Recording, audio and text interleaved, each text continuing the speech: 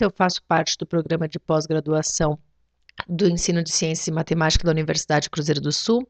O título do nosso trabalho é As reformas curriculares, a produção de materiais e os professores de matemática, da matemática moderna aos parâmetros curriculares nacionais. O trabalho vai ser dividido em 6 partes. A primeira parte é a trajetória profissional, com a introdução, logo após a metodologia utilizada, adiante pesquisas por fontes primárias que nós fizemos, depois a entrevista e, por fim, as considerações finais e algumas das referências. Então, eu começo com a minha trajetória profissional, em que eu me graduo na licenciatura matemática e em seguida me especializo em educação matemática. E desde o último ano de graduação, eu trabalhei na rede de ensino privada, na educação básica.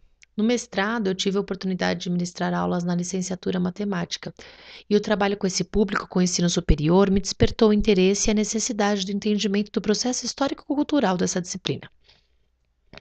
Bem, eu começo a nossa introdução com uma frase de nossa pesquisa. Em tempos em que o olhar da comunidade de educadores está voltado para a educação básica, é natural que as tensões ganhem espaço, pois as mudanças, sejam elas quais forem, sempre nos deixam apreensivo. Contudo, independentemente do sentimento gerado por isso, é importante que a gente compreenda os motivos pelos quais tais propostas são construídas. Para isso, levamos em consideração alguns autores. Um deles é Tardif, que fala sobre a formação dos professores. E dentre os saberes que eles destacam, um deles é o saber curricular. O saber disciplinar é da ciência que você ensina, a formação profissional é aquilo que é aprendido na formação continuada, são os saberes pedagógicos, né? O saber cultural é a sua experiência de vida e o experiencial é aquilo que você traz na rotina do teu trabalho dentro da comunidade escolar.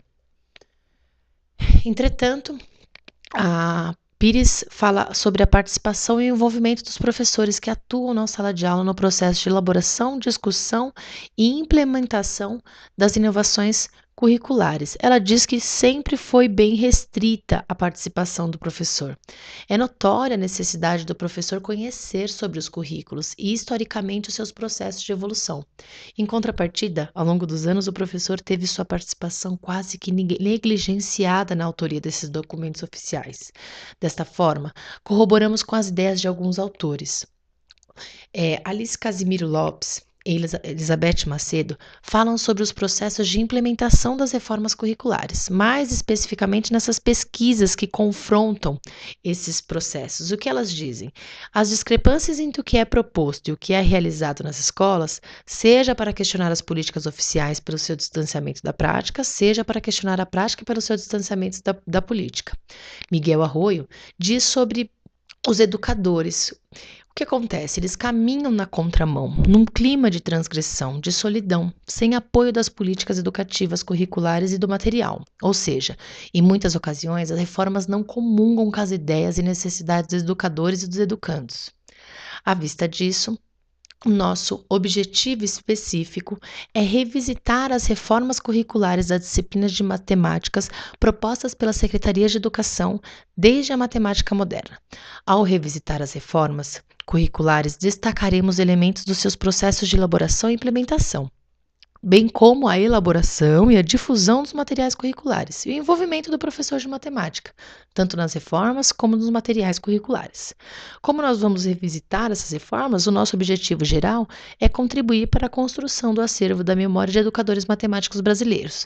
Para alcançar o objetivo específico dessa pesquisa, propomos a seguinte questão de pesquisa: como se deu o envolvimento dos professores de matemática na elaboração e na implementação das propostas curriculares entre as décadas de 1970 a 1990. Em nosso método de pesquisa, nós elegemos a história oral como metodologia. Então, para nós atingirmos nosso objetivo geral e específico, usamos o depoimento de uma professora e pesquisadora que participou ativamente das reformas e da formação continuada de professores das disciplinas de matemática. Ela foi essencialmente uma protagonista nesses aspectos. Dentro dessa metodologia, nós pesquisamos alguns autores que falavam só sobre a história oral e outros que falavam sobre a história oral na educação matemática. Verena Albert é uma delas e ela diz que esse método prioriza a realização das entrevistas com os depoentes, que participaram ou testemunharam fatos, acontecimentos e visões de mundo, e que proporcionaram ao historiador, que somos nós, a aproximação com o nosso objeto de estudo. Antônio Vicente Garnica é o que mais se destaca na área da história oral na educação matemática. Ele afirma que a história oral pode ser vista como uma metodologia de pesquisa de natureza qualitativa que serve à educação matemática. Entretanto, no primeiro momento, a gente tem que ter conhecimento do que pretendemos compreender por meio dos depoimentos orais e, ao mesmo tempo, entender o que faz um depoimento pertencer a essa categoria específica e não a outras existentes em educação matemática ditas como naturais. Dentro da história oral, existem duas instâncias muito próximas, mas ao mesmo tempo distintas, que categorizam, que caracterizam as investigações na história oral. A primeira é a história de vida e a outra é a história de vida, é a história oral temática. A que nos interessa é essa última. O que Garnica diz sobre a história oral temática? Esse tipo de metodologias, ela centra-se num conjunto limitado de temas. Neste momento, pretende-se reconstruir aspectos da vida do entrevistado, que normalmente é feito com o envio de um roteiro para que o depoente saiba o que está acontecendo, que parte da vida dele vai ser feita.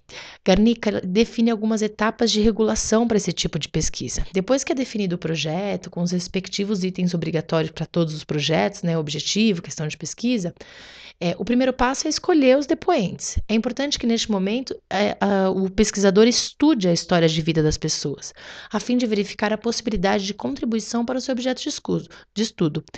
No nosso caso, fizemos uma análise do currículo Lattes da depoente. Entre o passo 1 e o 2, existe um processo burocrático. A partir do momento em que o entrevistado aceita participar, é enviado um roteiro para que ele possa se interagir da pesquisa e um documento que oficializa a divulgação, assinado por ele, de tudo aquilo que ele foi escrito e que ele legitimou. O próximo passo são as entrevistas gravadas, em imagem ou em som. E a terceira parte, que é a parte que nós consideramos mais trabalhosa, é transformar o documento oral, essa gravação, em texto escrito. E dentro dessa parte ela consulta em 2 itens. A primeira parte é a transcrição, a segunda a textualização. O que é a transcrição? É traduzir realmente a linguagem escrita, aquilo que foi gravado, com as repetições de palavras, vícios de linguagem, tosses, ruídos. Então, realmente é traduzir aquilo que foi falado em vídeo. E o que é a textualização? Segundo o que Garnica diz, ela compõe de vários momentos, mas primeiro se faz uma limpeza, retirando os vícios de linguagem, fazendo uma sequência cronológica, deixando perguntas e respostas juntos para que a leitura fique mais fluente. Bem, a última parte é a análise dos documentos. O intuito, neste momento, é articular os documentos oficiais com a fala dos entrevistados. Então, é importante que o pesquisador tente ressignificar essas análises. E, neste momento, não é função daquele que faz a pesquisa confrontar a memória do autor ou o que foi dito ali naquele momento. A depoente escolhida foi a professora Célia Maria Carolino Pires. Ela participou como autora, colaboradora, assessora e coordenadora em propostas e materiais curriculares, e também como pesquisadora nessa área, além de ter sido diretora e professora na educação básica e no ensino superior. Como é que foi nosso cronograma? Em dezembro, nós realizamos as entrevistas em 3 dias, com aproximadamente 5 horas de gravação. Em janeiro, a professora legitimou a textualização que nós fizemos e em maio, ela faleceu. Neste mesmo mês, houve a qualificação e, por sugestão da banca, ao invés de a gente analisar os documentos, a banca nos recomendou que fizéssemos um texto no formato hipertextual. E o recurso para a construção desse formato são as notas de rodapé. O ocorrido não permitiu que trouxéssemos todas as informações possíveis acerca da vida profissional, pois durante a entrevista foram relatados alguns fatos, situações ocasionando o nome de pessoas, lugares, referências que não estão registradas nos documentos oficiais ou na internet. Então, para atenuar essa situação, nós poderíamos buscar essas informações relevantes com seus familiares, colegas de trabalho, amigos, com seus inúmeros orientandos, mas elegemos a memória da depoente e os documentos oficiais disponíveis como nosso instrumento norteador. Antes de mostrar a entrevista, a gente achou necessário ressaltar previamente um período que foi citado diversas vezes na entrevista, que foi um momento de grande produção de material curricular feito pela professora. Esse momento, ela trabalhou como técnica na SEMP, sempre a Coordenadoria de Estudos e Normas Pedagógicas. Neste local, ela participou da elaboração de vários materiais e também da implementação desses materiais, consequentemente da formação continuada dos professores. Então, achamos indispensável a investigação no atual acervo da Secretaria de Educação, para que ele nos auxiliasse na riqueza das construções de algumas notas de rodapé. Então, eu fui até a biblioteca, fiz um recorte temporal de alguns materiais, para que eu pudesse selecionar o que eu gostaria de pesquisar, recolhi algumas fontes primárias e coletamos. Foram aproximadamente 30 obras, né? Então, o Centro de Referências Educação Mário Covas, ele fica na Avenida Rio Branco, em São Paulo, e parte do seu acervo está disponível no site. Na ocasião da pesquisa, o site estava com alguns problemas de funcionamento. Isso dificultou o processo pela busca dos materiais. Porém, a coleta utilizou desse recurso, como também da busca de materiais prateleira por prateleira.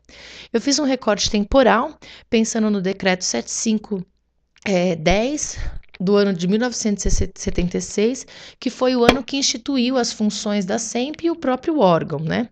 E na década de 70, o outro critério de seleção foi o período que ela iniciou. Ela iniciou próxima à década de 60. Nós fizemos a leitura de alguns prefácios e partes introdutórias dos documentos oficiais, a fim de buscar algumas informações que contribuíssem para que enriquecesse a fala dela. Depois, nós elaboramos um quadro com os documentos pesquisados, identificando a participação da professora e as autorias que ela teve nesses documentos. Um dos documentos pesquisados, que ela não teve autoria, foi o Quadro Histórico da SEMP, de 1964 a 1991. Ele traz os presidentes, ministros da Educação, os governadores de São Paulo, os secretários de Educação. Então, ele faz realmente um quadro informativo para a gente, né? Então, reparem, em 1975, lá em cima, o governador era o Paulo Egídio. Terezinha Fran era a coordenadora e era a coordenadora da SEMP na época, né? E eles classificavam as tendências como tradicional, escola novista, tecnicista e reprodutivistas. Essas são algumas capas de alguns documentos pesquisados, né, de algumas coleções, né, porque quando a gente pegava o documento, nós pegávamos a coleção inteira, caso houvesse.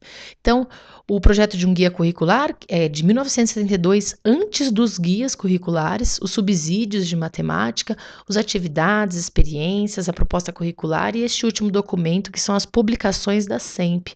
Esse documento, ele foi elaborado pela Secretaria de Educação e ele foi muito utilizado no trabalho, porque ele trazia um informativo de todos os livros produzidos de 1982 a 1996. Como eu disse anteriormente, foram quase 5 horas de entrevista. E a professora Célia legitimou a textualização, apenas ela não validou a produção hipertextual, aquela com notas de rodapé. Nós separamos em 16 itens e eu vou tentar falar de forma sucinta cada um deles. Os primeiros 4 itens retratam o início da vida profissional no litoral paulista, em Santos, como professora, e retrata ela como aluna também, ela estudou num colégio tradicional, também de Santos. Depois, a participação dela na implementação do projeto de Geometria Experimental. Ela foi escriba, primeira participação que ela considera como alguma coisa da área da educação matemática. E o envolvimento dela no movimento da matemática moderna como professora. Ela participou da capacitação desse movimento no jornal A Tribuna. Esse movimento trazia influências da evolução tecnológica da época pós-Guerra Fria. A matemática moderna tinha como um dos seus objetivos modernizar a linguagem dos assuntos considerados imprescindíveis na formação dos professores. Para eles, na época, eram imprescindíveis. E o que eles faziam? Eles usavam os conceitos de conjunto e estruturas numéricas no livro que foi utilizado na época.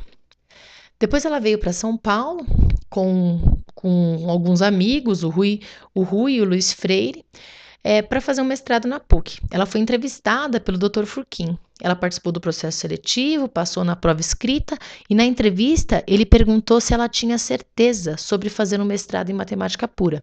Afinal, Isso não era uma competência para mulheres, pois era um curso muito difícil de aprovação. Ela falou que gostaria de testar sua incompetência e entrou, se formou e o título da sua defesa foi Planos de Möbius de Ordem Par. O próximo tópico é o trabalho dela na SEMP. Desde os guias curriculares da década de 1970 até as propostas curriculares nos anos 80. Neste momento, ela produziu diversos materiais curriculares, como atividades matemáticas, experiências, o projeto IP, a prática pedagógica. Ela trabalhou também na implementação do subsídio dos guias, que não foi ela que escreveu, mas ela trabalhou nessa formação de professores. Na época, os guias eles tinham uma capa verde, pois eles faziam a identificação com o governo militar. Da época da ditadura. E os guias curriculares eram conhecidos como vermelhinha. Esse nome foi dado tanto pela cor do volume quanto pela tendência política marxista ou de esquerda que tinha no documento.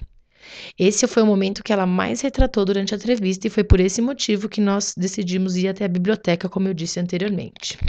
Bom, o próximo item fala sobre a profissional da SEMP e uma constante preocupação com os materiais, com os professores no implementar. Então, aqui mostra o quanto ela tentava articular os documentos, pensando na formação do professor, para que ele pudesse se inteirar de fato desse implementar. Como é que ela fazia isso? Por meio da produção de materiais, por meio de uma pauta previamente discutida com o professor. No próximo tópico, que é o tópico 8, ela fala sobre o momento em que ela trabalhou na Secretaria de Educação e sobre as dificuldades que ela tinha na época. Ela acreditava que grande questão de quem trabalhava nas secretarias era a dificuldade de fazer com que as reformas chegassem às escolas e fossem, de fato, discutidas e apropriadas pelos professores, para que gerasse um sentimento de pertencimento mesmo a ele. Na época, o Rui e o Vinícius, que trabalhavam com ela, ela considerava que esse momento teve um investimento muito grande da secretaria e que hoje, nos dias atuais, ela acha que isso não acontece. Ela acredita essa situação à falta dos nossos dirigentes políticos. Eles não percebem a importância de formar quadros permanentes na secretaria que conduzam a política educacional, inclusive a contratação de cursos destinados à formação de professores. Bom, durante o período que ela trabalhou na SEMP, ela se ausentou e trabalhou como diretora, supervisora e coordenadora de projetos nas escolas públicas. E foi numa dessas ocasiões que ela conheceu a professora Eda Cury. Em algumas experiências, especialmente no que se refere à formação de professores, essas experiências trouxeram mais bagagem ainda para quando ela retornou à SEMP. O próximo item é o doutorado na área de educação, e ela coloca como um obstáculo epistemológico, pois o mestrado que ela fez era na área de ciências exatas, na matemática pura. E o doutorado, sendo ele da educação, é considerado dentro da área de ciências sociais. Então ela teve uma dificuldade enorme para escrever esse tipo de trabalho. Ela fez o mestrado na USP e teve a orientação do Nilson José Machado. E o título da sua defesa foi Currículos de Matemática da Organização Linear, a Ideia da Rede, que foi quando ela desenvolveu os PCNs. O título foi obtido em 1995. Aqui ela retrata que foi o trabalho dela no MEC, ela retrata como que foi a produção dos parâmetros curriculares. Ela foi chamada junto com a Teresa Pérez, a Mabile Mansucci e o Rui, entre outras pessoas, para trabalhar na autoria dos parâmetros. Após esse processo de implementação dos parâmetros, ela utilizou outro material chamado Parâmetros em Ação. Ela conta aqui neste momento alguns casos engraçados, diferentes, que ocorreram Brasil afora. No final, ela faz uma crítica à falta de acompanhamento após o implementar. Em sua concepção, ela retrata que essa falta de acompanhamento ainda é recorrente e que quando a gente deixa de olhar para aquilo que foi feito, né? No momento que a gente vai construir uma nova proposta, dá uma sensação de começar-se da estaca zero. Ela metaforicamente compara os PCNs com uma personagem da Rede Globo chamada Viúva Porcina. Ninguém sabe se de fato a Viúva Porcina foi casada com Roque Santeiro, assim como nunca ninguém soube o que aconteceu após a implementação dos PCNs, porque eles nunca foram avaliados e seus resultados após a sua implementação nunca foram escritos, né? Bom, o próximo passo é ela como profissional da PUC. Ela se tornou uma pesquisadora de currículo neste lugar e fez diversos discípulos.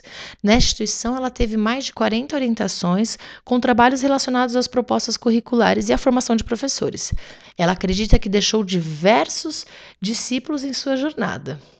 E aqui ela cita algumas pessoas que continuaram semeando esse tema dessa área, como o Helenilton, Godoy, o Márcio Silva, o Wagner Palanque, o Gilberto Janiário, entre outros. E depois fala da sua saída da PUC e a entrada, e o convite e a entrada para a Universidade Cruzeiro do Sul. Uma das últimas partes narradas na entrevista foi ela como diretora da SBEM, né? Por conta dos trabalhos que ela teve com os PCNs, ela percebeu a carência de referências locais para dar continuidade a um trabalho curricular. Seu trabalho foi centrado na construção de vetores regionais em todo o Brasil. Dessa forma, ela focou na construção de regionais da SBEM, em lugares onde não existiam ainda. Ela também trabalhou na assessoria da prefeitura. Aqui ela contribuiu para o programa Profimate, lá no estado do Acre. Neste lugar, ou nas secretarias que ela trabalhou, né, ela trabalhava sempre com a formação de professores e com currículo. Sempre com essa dobradinha, logicamente permeada pela construção de materiais curriculares próprios. Aqui ela cita as orientações curriculares, os cadernos de apoio de aprendizagem, e novamente ela repete as mesmas dificuldades encontradas no PCNs. Ela usa a seguinte frase: depois, como sempre acontece, não houve nem avaliação, nem continuidade. Bom, esse tópico, ela traz o olhar dela para algumas questões atuais, como a influência piagetiana e a formação continuada versus a produção curricular, e as suas considerações acerca de definição de currículo. Neste item, ela é retratado um pequeno excerto da sua vida pessoal. Ela fala sobre a referência do professor Almerindo, que chamou ela para trabalhar na SEMP, e também posteriormente trabalhou com ele, os amigos que ela construiu durante a vida, como Rui, o Vinícius, a Eda, o Carreira, fala sobre seus pais, seu irmão, mas assim, o tópico que ela mais fala é a família dela, né? O marido que ela conheceu em uma festa, o orgulho que ela tem pelos filhos, a Olivia e o Lucas, e a adorável neta, a Luísa. Olhando para toda a entrevista e lendo alguns documentos pesquisados na biblioteca e outros descobertos no momento da construção das notas de rodapé, nós podemos levantar 4 considerações. A primeira é: após a elaboração de uma proposta curricular, a Secretaria de Educação desenvolve materiais curriculares para a formação continuada dos professores. Esses materiais, com o passar do tempo, se distancia da proposta anterior. E o resultado do uso desses materiais considerados ideologicamente novos faz despertar na comunidade escolar a necessidade do surgimento de uma nova proposta. Bem, a outra consideração os profissionais da equipe técnica da SEMP de matemática tinham a preocupação sempre de incluir o professor nas discussões, envolvendo a produção de material curricular. A terceira colocação é a implementação é realizada pelas secretarias, normalmente, e os resultados não são avaliados, a fim de se revisitar as decorrências certeiras das propostas anteriores. E dessa forma, quando acaba um governo ou um mandato, a história finaliza. Então, é como se as propostas curriculares eles fossem planos de governo e não de Estado. E, por fim, tentando retomar um pouco da nossa questão de pesquisa, nós percebemos que o envolvimento dos professores no processo de uma reforma curricular se inicia, de modo geral, nos cursos de capacitação que buscam traduzir, por meio de materiais curriculares, o que é preconizado em uma proposta curricular. Bem, essas são algumas das referências do nosso trabalho utilizadas e espero que vocês gostem da nossa apresentação. Muito obrigada.